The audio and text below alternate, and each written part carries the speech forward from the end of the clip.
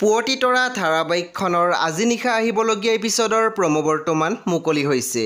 আজিৰ প্ৰমোত বাৰু আমি কি দেখিবলৈ পাইছোঁ আহকচোন আমি অকণমান চাই লওঁ। আজিৰ প্ৰমৰ প্ৰথম ভাগত আমি দেখিবলৈ পাইছোঁ পমে জিউক কৈ আছিল, জিউ বা মাক বাৰু পুলিচে গালি পাৰিছে নেকি? তেতিয়া আমি দেখিবলৈ পাইছোঁ জিউৱে মাত দিছিল, নাই নাই, মাক কিয় গালি পাৰিব, তুমি সেইবোৰ একো চিন্তা নকৰিবা। তাৰপিছত আমি প্ৰমোত দেখিবলৈ পাইছোঁ বিন্দুক দেউতাকে কৈ আছিল, কি আচৰিত, এইটো পৰিয়ালৰ ডাঙৰ ছোৱালীজনীক মোৰ ল'ৰাই ভাল পায়, তাইৰ লগত বিয়া পতাৰ সপোন দেখি প্ৰিয়মৰ লগত বিয়া ভাঙিলে।